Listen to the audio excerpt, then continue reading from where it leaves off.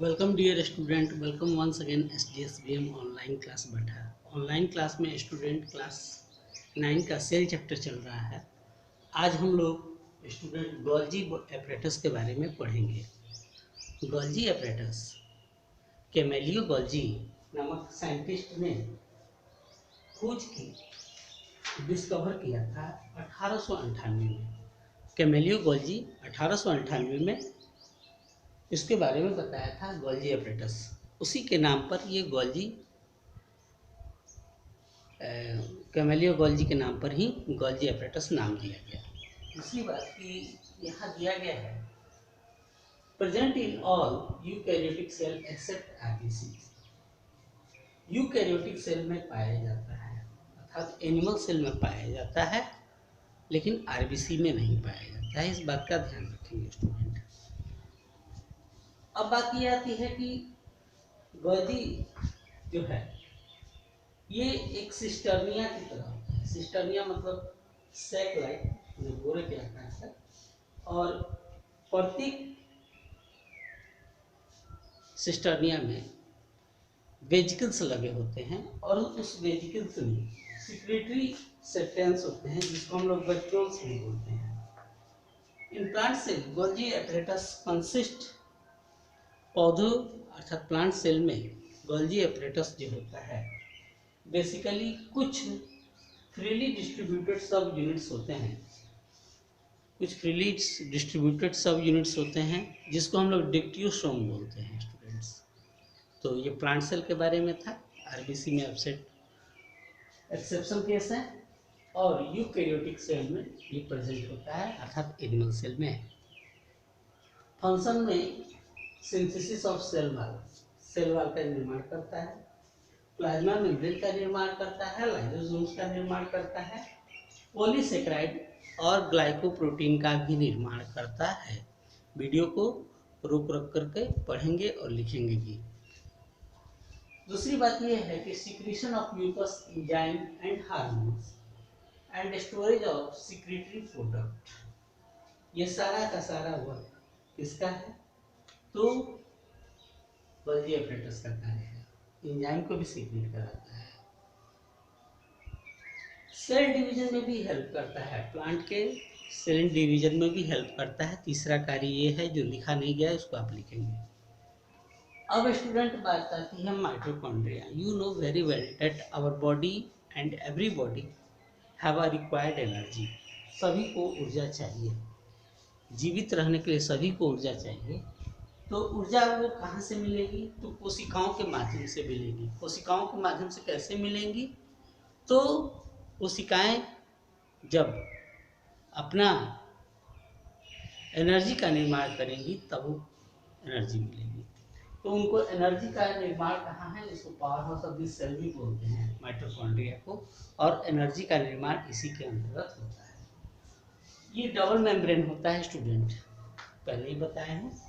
Cytoplasm का जब division करे थे तभी बताए थे। तो उस आउटर जो मेम्ब्रेन होता है वो स्मूथ होता है, और इनर मेम्ब्रेन जो होता है अंदर में फोल्डेड होता है। फोल्डेड होता है, फिंगर लाइक प्रोजेक्शन, उस चीज को हम क्रिस्टिया बोलते हैं। और उस क्रिस्टिया के अंदर में जो एनर्जी होता है वो एटीपी एनर्जी का निर्माण करता है। साथ ही the space within the mitochondria is called inner mitochondrial chamber. जो स्पेस होता है माइटोकॉन्ड्रिया में उसको इनर माइटोकॉन्ड्रियल चैम्बर भी कहते हैं। माइटोकॉन्ड्रिया का फिगर निकाल करके उसके साथ में फिगर के साथ में इस वीडियो को पढ़ेंगे, इस बात का भी ध्यान रखेंगे। और उसमें बहुत से जेल और प्रोटीनस सब्सटेंस पाए जाते हैं, और उस स्पेस को जिसमें इनर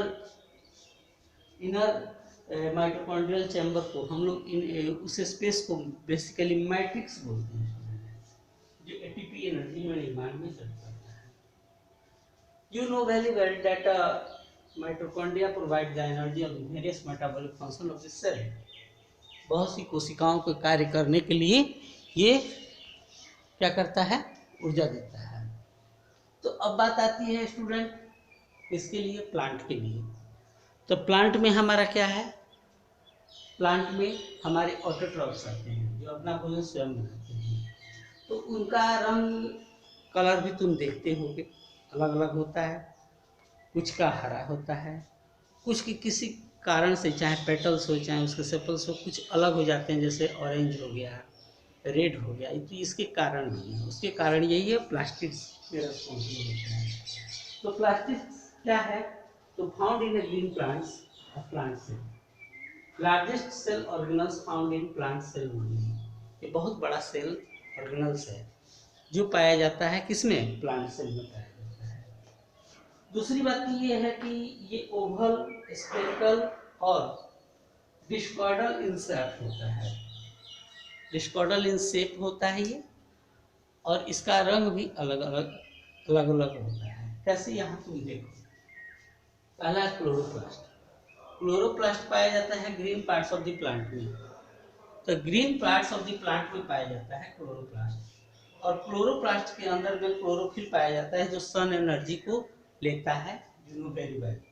उसके बाद बात आती है क्या, कि जो अंदर में क्लोरोप्लास्ट होता है वो एक मैट्रिक्स से घिरा होता है जिसको हम लोग एस्ट्रोमा कहते हैं, और प्रत्येक एस्ट्रोमा जो होते हैं एक मसल से होते हैं घिरे, जिनको हम लोग थैलकाइड्स बोलते हैं।